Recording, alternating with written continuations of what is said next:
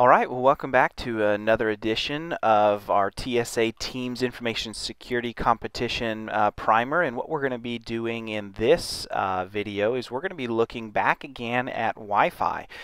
We spent some time in a previous scenario looking at wireless, how wireless works, different kinds of wireless networks, and how we can secure wireless all together from an enterprise perspective. And one of the distinguishing differences that we need to make with wireless in terms of companies offering wireless and wireless enterprise networks is there's a difference between all of that we just talked about and open or at least shared or non-enterprise wireless hotspots. And so when we talk about hotspots, we're defining a hotspot as a simple network, as a we're defining it as a means by which users who may not be associated with our company at all can get wireless internet access. And for the past 10 years, I mean, this has been something, even further back than that, this has been something that has been kind of thought of as a very useful thing. And you know, people like to go to a coffee shop and get free wireless, or while you're sitting at Cracker Barrel eating, you've got free wireless. And so this is one of these things that for a long time has been considered a perk of going to a certain company and being there. You know, I've even noticed at hospitals, when I'm sitting in a hospital waiting in a waiting room, free wireless. Many hospitals offer free wireless, and so this has kind of been considered a perk or just a thank you for doing business with us.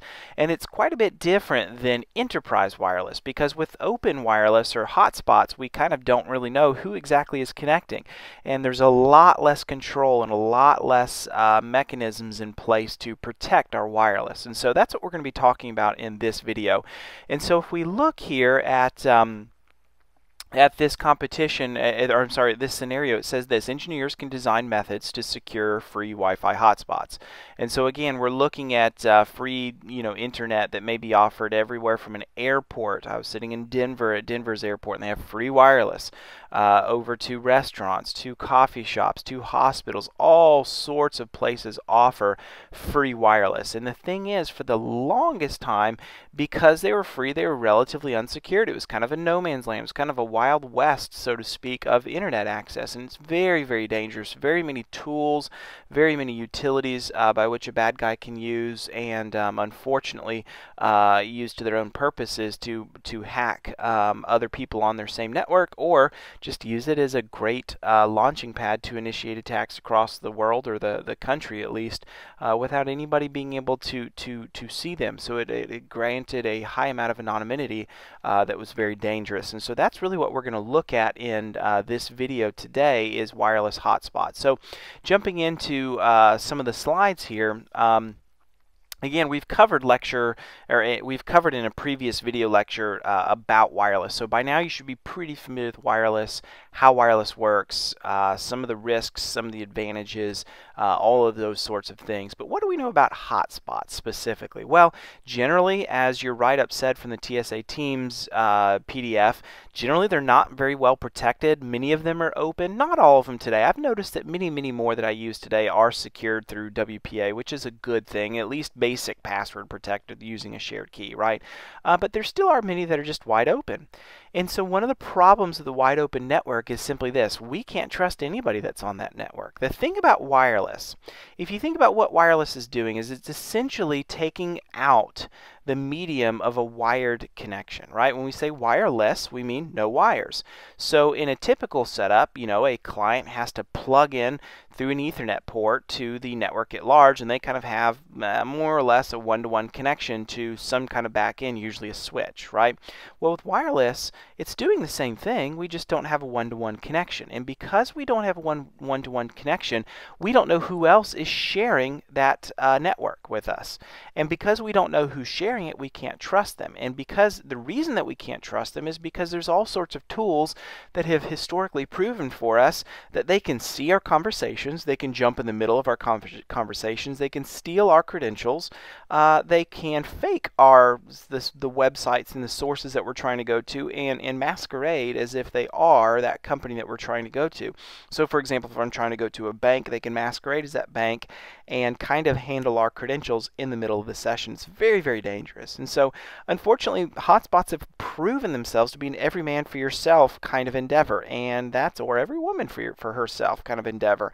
And that is very, very, very dangerous. We have no trust. And so a lot of times people just say, hey, word to the wise, don't check anything when you're on a hotspot. You can check news, you can play a game, but don't log into your bank account, don't log into your email. All those sorts of things are very insecure. So that really is the truth. I have a colleague of mine who is at a security conference, and his phone automatically logged him into Facebook when he brought it up, and sent across his credentials, and lo and behold, now this was 5-6 years ago, but lo and behold, it man-middled his credentials and got them, and they successfully obtained his login credentials through Facebook.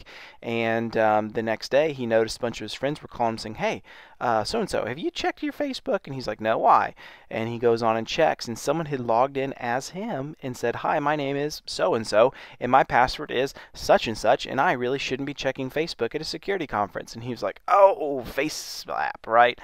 Can't believe I did that. Totally messed up on that one. So he quickly changed his password, and everything was fine, but proof in point, his Facebook credentials definitely got grabbed in the middle of him being at a security conference. And so we see this is the limits and the problems of wireless internet. And so unfortunately, a lot of companies are either obligated to offer free internet, like hospitals, like coffee shops, like we've mentioned before, and a lot of times we've seen they just don't care about the implications. They just say, well, we've got to offer it if we want to stay alive, because otherwise they'll go to a competitor, and we want them to drink our coffee, not theirs, and they offer wireless, so we've got to do it too. And they just pop in wireless. And a lot of companies don't see the risk to all this, and so that really is the problem. So let's look at what we might need to do to offer a good hotspot solution. First of all, the access points. You guys know what access points are. They're the little guys that you'll see usually at the top of the roof, or the ceiling, really, I should say, and they usually hang upside down. And generally today's you'll see, a couple little antennas pointing down. I showed you some pictures of those, although I didn't explicitly mention it in the previous wireless lecture. So you've seen what wireless APs are. You use them all the time. You're quite used to them. And so APs are essentially what deliver the wireless connection. They typically they always have a Ethernet connection at the back end that connects to the infrastructure, or the wired infrastructure network. And so they're the ones that just say, hey, here's my internet access, and they usually are responsible for giving out an IP address to a client that asks for it. So that's what an access point is. Just wanted to cover that, just in case anybody didn't know the term. And so here's some things that we must do. First of all, clients need to be isolated from each other on wireless shared open access points. They must be. And when I say open, they might still be secured through WPA, but open in terms of anybody has access to them. You buy coffee, and on the receipt you see the wireless password kind of idea, right? So every client needs to be isolated one from another. In other words, if two people are sitting right next to each other at a coffee shop using the same wireless password, they shouldn't even be able to ping each other. And this is very important.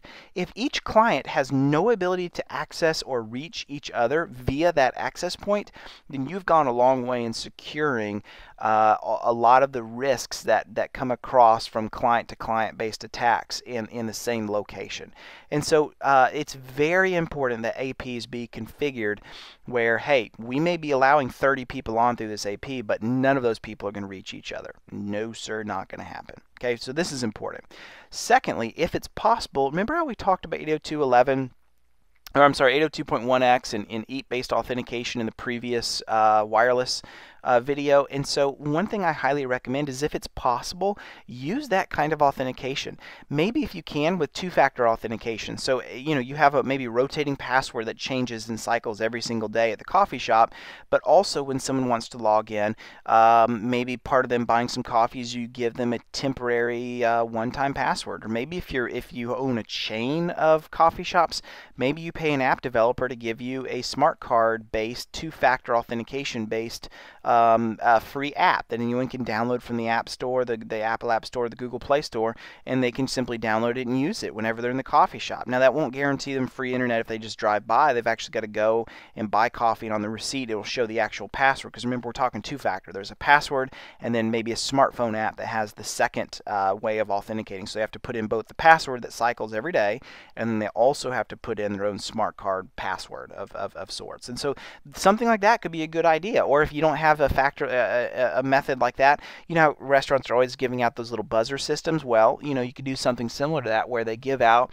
an actual physical, real rotating password key that say, here you go, and they mark it down as you're the user that had it. So you don't, you know, if you actually take it home with you, then it's still accountable. You know, next time you come back, hey, you took our smart card little guy, so you need to either give that back to us, or we're gonna have to charge you if you want to come back in. And so either way, you can do a two-factor authentication based method like that, although I highly recommend the app. It's going to cost a little bit more money on the front end to develop that, but then you don't have to mess with actually giving out real hardware devices for that second factor of authentication. You rather just let them do it on their own phone, and everyone has a phone, right? And so that really could be a good way to go. I'd highly recommend that. Now, there are other things we can do as well. Remember how we talked about finding rogue APs? And I even showed you a graphic where there was a building and using kind of heat mapping and triangulation. I showed you a heat mapping. In fact, let me just go back and show you that slide, because I think it's really pretty relevant. Let's see if I can find this for you real quickly now that I'm on the draw here. By the way, here's a couple pictures of some APs that you might like to see. Now, these are some that don't have the antennas sticking out. Remember, I showed you some of these. So here's one. These are kind of the older G antenna or G APs that don't have APs on them. Anyways, let me go back to this one slide so you can see an example of heat mapping and finding rogue APs. So you can see right here in this example, we've got a rogue AP that's sitting here in this building, and what we've done is we've loaded up some schematics here, and using Location Manager we're able to find exactly where we think this rogue AP is.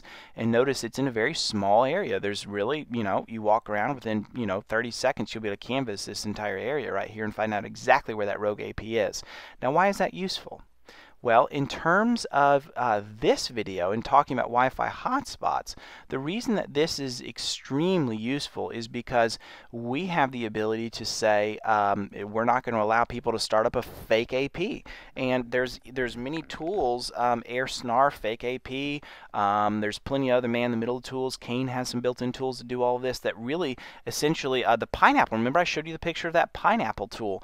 All of these tools, whether physical tools or software, one of the things that they'll commonly do is they'll be a fake AP. And so here's the way some of them will work. Essentially, if a user tries to connect to, you know, Starbucks' wireless, and it's called Starbucks Wireless, I actually forget what it's called, but you get the idea. What a bad guy could do is sit right next to you, and he could say, oh, I know the name of the wireless network. I bought coffee too, so I've got a password and access to it. And then what he can do is he can broadcast out the same SSID as the real one. And because he's sitting next to you, his machine will overpower, in other words, have a stronger signal strength than the real AP. And so when your laptop, because you're sitting next to this bad guy, when your laptop says, hey, I'm looking for Starbucks Wireless, it sees it, but it's connecting to the bad guy instead. And then the bad guy has another alternate connection of real internet access to the real Starbucks. And so when you try to go to your bank, let's say US Bank again, then what happens is simply this. Guess what? You go through his internet connection. You think it's the real one. He's man-in-the-middling you, and he steals your credentials, right? And so this idea of having rogue APs is a very popular way of hacking in a coffee shop. And so there are new technologies coming out that can detect a rogue AP and say, hey, we see this guy casting out and saying, here's my SSID within our location. He is not, or it is not one of our authenticated APs, and so we know we've got a rogue AP, and we can alert the store manager, and he can go and say, hey, who's doing this, right? Or he can just shut the internet off until, you know, they quit. So these kinds of things are nice. Now, you might not see that in a coffee shop, although it'd be awesome, because the last thing you want the manager of the coffee shop to do is start going around accusing customers of, you know, having a rogue AP, like, hey, you have a rogue, and they don't even know what they're talking about, right? But a hospital could really use this, right? Bigger companies that offer free wireless could really use rogue AP detection. Very, very useful. Now, here's some of my thoughts for a good hotspot solution, okay? Some other things you might want to think about if you're using VLANs. VLANs stand for virtual LANs, and what this allows, what VLANs allow us to do, we use VLANs all the time in enterprise networking, and really what they allow us to do is simply this. They allow us to have all different, well, let me say it this way. Here's what it allows.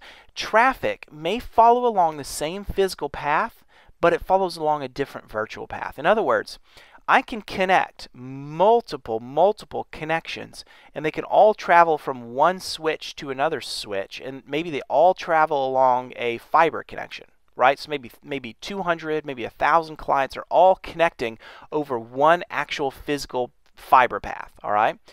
However, one of the things that I can do is, even though they're all traveling along the same physical point-to-point path, by using VLANs I can segregate them out. And so even though they're talking over the same path, I can create VLANs and say, hey, this port or this client is gonna be tagged with a different VLAN ID. And so because it's in a different VLAN ID, even though it travels over the same physical path, other machines can't see the traffic. Okay, so this is very cool stuff.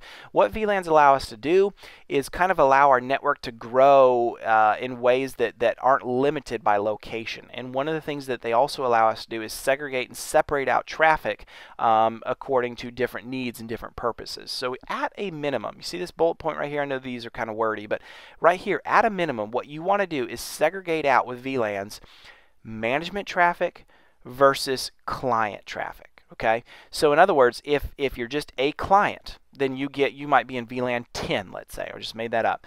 And if it's management traffic, in other words, it's traffic that we're using that the firewalls use to communicate, or the routers use to communicate, or the switches use to communicate, or maybe if we've got servers that are on this network, well, that's management traffic, and they get their own VLAN. Okay. Now, what I would recommend, though, we have lots of VLANs. You have many that you can pick from. Any modern Cisco solution or competitive solution will have hundreds and thousands of VLAN IDs that you can use that are available and can support multiple ones at the same time. So you might even want to say each user gets their own VLAN. That would be cool. So if we have a total of 50 users at a time that we'd ever have on this Wi-Fi hotspot, then we'd have 50 VLANs available. And the nice thing about that is every single client is segmented out from each other. And even though they might travel along the same physical path, they're not going to be able to see each other's traffic because they're each separated out by VLANs. And so this is a great thing to do.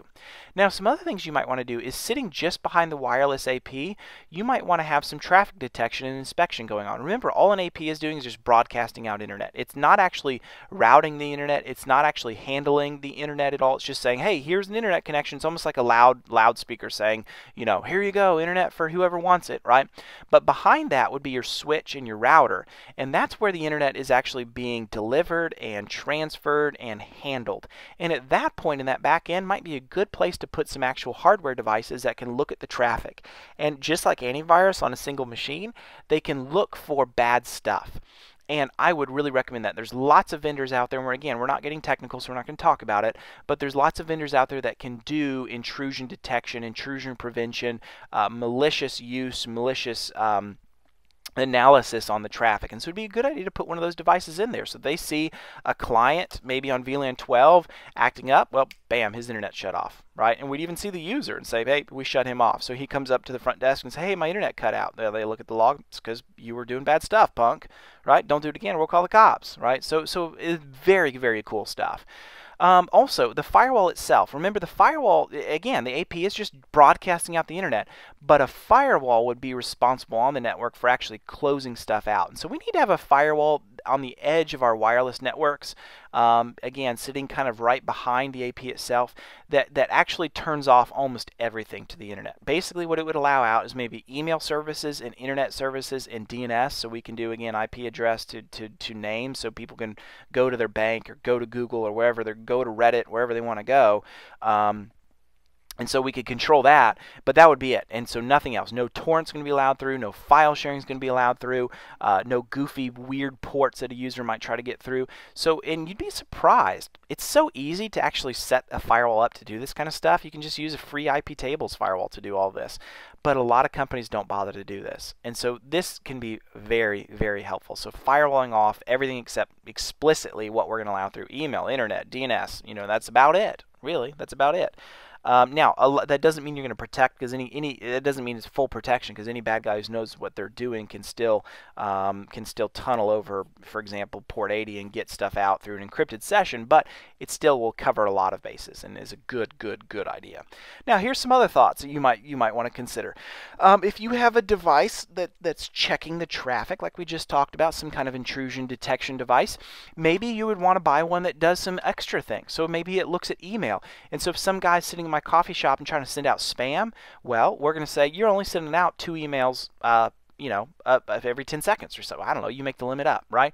That way he's not going to just sit in your coffee shop for anonymity's sake and fire out 20 million spam messages using your internet, right?